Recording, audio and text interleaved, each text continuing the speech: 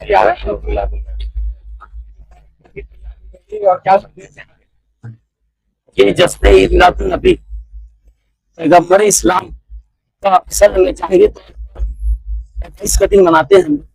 हालांकि वो बिल्कुल है, लेकिन आज के दिन दुनिया में सिर्फ लाते हैं इसका हम लोग ये त्योहार मनाते हैं। जो हमारी तो 2 ईद पड़ती है ना, उस ईदों की भी ईद है ये है हमारे लिए, मुसलमान के लिए। और हम ये देना चाहते हैं कि प्रदेशवासियों को, देशवासियों को, शहरवासियों को सबको बहुत बहुत मुबारकबाद देना चाहते हैं कि आज के दिन अगर पैगंबर इस्लाम इस दुनिया को सिर्फ जिन्होंने अमन का पैगाम दिया, भाईचारे का पैगाम दिया, जिन्होंने बेटियों को बचाने का पैगाम दिया, खुशियों की कफालत करने का पैगाम दिया, ख्याल रखने का पैगाम दिया, ऐसे पैगंबर इस्लाम दुनिया को सिर्फ आज के दिन लोग खुशी से मनाते हैं। देख रहे हैं आप जगह जगह सजाया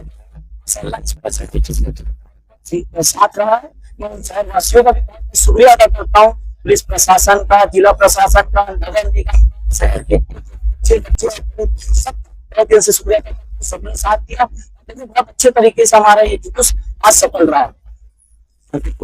आज सभी पहले मैं देश प्रदेश वासियों को ईद मिलादुन नबी की बहुत बहुत मुबारकबाद दूंगा, बधाई दूंगा, शुभकामनाएं दूंगा कि आज जैसे कि आज हमारा ईद मिलादुन नबी त्योहार था, तो देश में, प्रदेश में और नगर में जुलूस निकला।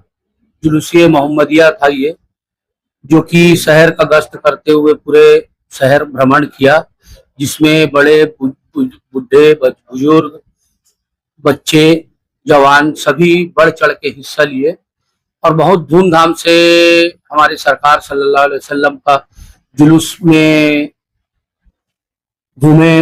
बच्चों ने अच्छा, सब हर लोग ने अपने अपने उसमें चिप्स बांटा, चॉकलेट बांटी, पोहा बांटे, भजिया बांटे, यानी जितने भी अपने मुस्लिम समाज के लोगों ने सब मिलजुल कर मनाया जुलूस आज। और हमारे भारतीय जनता पार्टी के जिला अध्यक्ष हैरी जोसेफ ने भी पुष्प वर्षा से जुलूस का स्वागत किया और हमारे कुछ वरिष्ठ नेताओं ने भी स्वागत किया जुलूस का, जो कि बहुत अच्छे धूमधाम से मनाया गया। पैगाम क्या है? पैगाम तो ये रहता है कि हमारे सरकार का पैगाम ही ये है, सबसे बड़ा धर्म मानवता। उनका सबसे बड़ा जो एक चीज था, उनका जो सबसे पहला जो धर्म है वो मानवता का धर्म था, कि वो हर एक लोगों को लेके चले, कभी किसी से कुछ विवाद नहीं, ना कुछ नहीं, कि उनका मानवता ही सबसे बड़ा धर्म था। नगरवासियों ने भी स्वागत किया लगाकर। तो ये राजनांदगांव जो है संस्कार धानी है, इसीलिए इसे संस्कार धानी के नाम से जाना जाता है कि हर वर्ग के लोग, भाई हमारे हिंदू भाइयों का जुलूस निकलता है तो हम मुस्लिम लोग स्वागत करते हैं। जैसे परसों महाकाल पालकी निकली थी तो हमारे मुस्लिम भाइयों ने भी स्वागत किया था, महावीर जयंती में स्वागत करते हैं, गुरु नानक जयंती में हर। तो ये राजनांदगांव का संस्कार है कि हिंदू, मुस्लिम, सिख, ईसाई सब मिलके ही साथ मनाते हैं हर एक वर्ग। शुभ नाम? मेरा नाम मोहम्मद इरफान शेख, भारतीय जनता पार्टी अल्पसंख्यक मोर्चा प्रदेश उपाध्यक्ष राजनांदगांव। आज हमारे हुजूर सल्लल्लाहु अलैहि वसल्लम रसूल अरबी की आज जन्मदिन है। मुसलमान पूरे दुनिया में रहमतुल आलमीन का आज बहुत खुशूस मोहब्बत के साथ उनका जन्मदिन मनाता है, क्योंकि जब दुनिया में तकलीफ लाए तो वो इंसानों के लिए रहमतुल आलमीन बन के आए। इसलिए मुसलमान पूरे दुनिया में जहाँ भी है हुजूर सल्लल्लाहु अलैहि वसल्लम का यौम पैदाइश खुशूस के साथ मनाता है। और हम लोग पूरे शहरवासी जुलूस और पैगाम लेकर, मोहम्मदी पैगाम लेकर पूरे शहर में घूमते हैं। हुजूर सल्लल्लाहु अलैहि वसल्लम के जन्मदिन मोहब्बत का जो पैगाम है पूरे शहर में लेकर हर मुसलमान दुनिया में जहाँ भी है आज हमारे नबी की जन्मदिन मनाता है। हम लोग कुछ नसीब हैं कि अल्लाह ने उनको रहमतुल आलमीन करके पूरे दुनिया में इंसानियत के लिए उनको पैदा किया, सभी समाज, सभी धर्मों के लिए। तो हमारे लिए बहुत खुशी की बात है। और पूरे आले वतन को मैं हुजूर सल्लल्लाहु अलैहि वसल्लम की यौम पैदाइश की मुबारकबाद पेश करता हूँ और पूरे देश में अमन और भाईचारे की मोहब्बत की पैगाम देता हूँ। Abdul Kalam Khan, national coordinator, incharge Orissa, Rajasthan, Marathi department. जैसे कहा जाता है कि भारत विविधताओं में एकता का देश है। और वैसे ही राजनांदगांव, छत्तीसगढ़ के राजनांदगांव जो शहर है वो संस्कार धनी नगरी है, जिसमें ईद मिलादुन नबी का पर्व जो है हमारे इस्लाम धर्म के संस्थापक हजरत मोहम्मद सल्लल्लाहु ताला अलैहि वसल्लम के जन्म दिवस के मौके पर मनाया जाता है। और ये केवल राजनांदगांव शहर ही नहीं और इस देश में नहीं बल्कि पूरे विश्व में जो है वो परंपरागत हर्षोल्लास के साथ मनाया जाता है। और सबसे बड़ी बात यह है कि इस मौके पर राजनांदगांव में भी यह पर्व बड़े धूमधाम से मनाया गया। मस्जिदों को सजाया गया, मोहल्लों को सजाया गया, बैनर लगाए गए और जगह जगह पे जो है वो हर मस्जिदों में इस्लाम धर्म के जो संस्थापक है हमारे मोहम्मद साहब, उनके जीवन दर्शन पर जो है वो व्याख्यान हुए। और आज उद्देश्य ये रहता है, आज का जो उद्देश्य है, आज का जो मैसेज है वो यही है कि हजरत साहब ने जो शिक्षाएं हमको दी है उसको हम उसको आत्मसात करें। और उसको आत्मसात करने से ही हमारे नहीं मानव जीवन जो है वो सार्थक हो सकता है। और देखिए, कोई भी जो धर्म के गुरु होते हैं उनकी शिक्षाएं के लिए वर्ग विशेष के लिए नहीं होती, जाति विशेष के लिए नहीं होती, बल्कि संपूर्ण मानव समाज के लिए होती है। वैसे हजरत साहब ने जो शिक्षाएं दी वो भी पूरे विश्व के लिए थी, पूरे मानव समाज के लिए थी। जिस समय आपका जन्म हुआ उस समय अरब की जो धरती थी वहां पर जो है बड़ी अराजकता थी, व्यभिचार था, नशाखोरी थी, लड़कियों को बहुत ही का जन्म जो बहुत शुभ माना जाता था, जिंदा होते गा दिया जाता था। मतलब मानवता जो है वो बहुत ही प्रतिभ्रष्ट हो गई थी। तो उन्होंने मानवता को नव जीवन दिया। उन्होंने जो भ्रमित समाज था उसका मार्गदर्शन किया।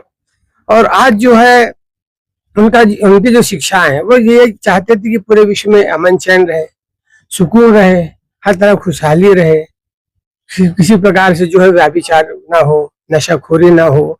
महिलाओं के लिए उनका विशेष आह्वान था कि वो चाहते थे कि विश्व की जो भी महिलाएं हैं उनको उन्होंने समान अधिकार दिया।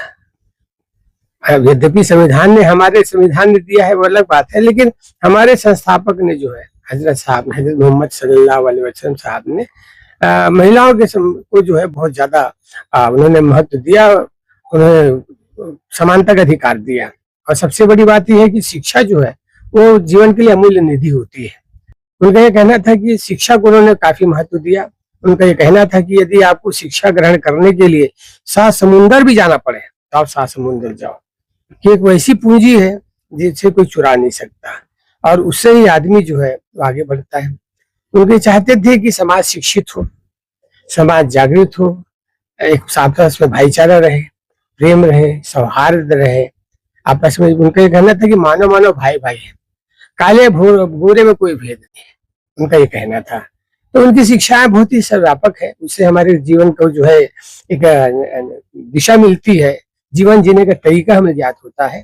तो उनका जो जीवन है जो है उनके जीवन का हम अनुकरण करें, उनके बताए हुए सिद्धांतों का, उनकी दी हुई शिक्षाओं का हम अनुकरण करें कि आज जिस परिवेश में हम जी रहे हैं। देखिए, हमारा ये भी कहना, उनका ये कहना था, अल्लाह करना का ये कहना रहा है कि हजूर सल्लल्लाहु अलैहि वसल्लम जो है वो आखिरी नबी है।